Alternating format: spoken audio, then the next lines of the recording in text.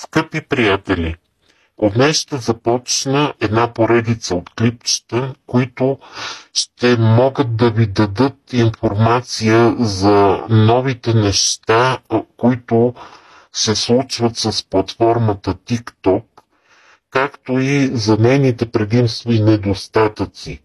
Ще разгледам методите и начините, по които може да придвижвате своите клипчета и да събирате по-голяма аудитория, както и как може да спечелите пари от това.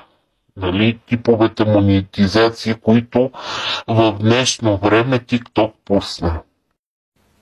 TikTok се превърна в глобален феномен, който промени начина, по който консумираме съдържанието и информацията в социалните медии и мрежи, както и създаването на такова съдържание.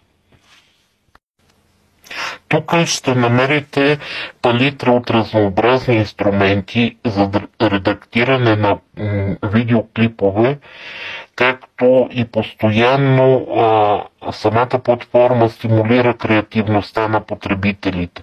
Може да добавите различен вид музика, филтри и специални ефекти, което прави съдържанието ви уникално и привлекателно. Другото предимство, което може да получите, това е уникална аудитория, тъй като повече от 1 милиард активни потребители го използват и вашият клип може да достигне до глобална аудитория по цял свят. Това е идеална платформа, при която може да рекламирате различни продукти, които вие самите сте създали и да продавате чрез нея, както и да получите много по-добри доходи. Ако вашето съдържание в клиповете е интересно и предизвикателно, то за секунди може да обиколи цял свят, т.е. да стане вирусно. Нещо, което другите платформи не предлагат.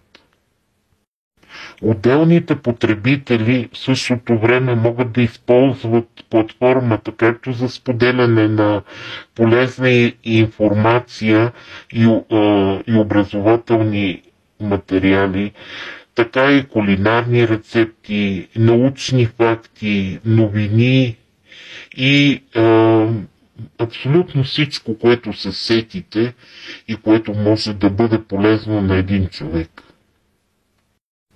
Още един интересен факт е, че от лятото на миналата година вие може да печелите пари от самата платформа. Като това става по различен начин и се нарича монетизация. То включва партньорски програми, спонсорирани публикации, виртуални подаръци, които в последствие могат да се превърнат в реални пари. Както предимства, самата платформа има и недостатъци. Едното е поверителността и сигурността на неговия потребител, тъй като все още не са добре изградени за защитните механизми за събиране на лични данни. Както може да предизвика и зависимост, тъй като той е изключително пристрастяващ и постоянното гледане на различните клипчета води до това, че човек си отвлича вниманието от по-важни задачи и задължения. Другото, което се среща, е некачествено съдържание, което лека по лека TikTok се опитва да премахне с новите си правила и алгоритми, които се изменят поне 2 пъти седмично и наистина има доста подобрения в последния месец, които TikTok направи.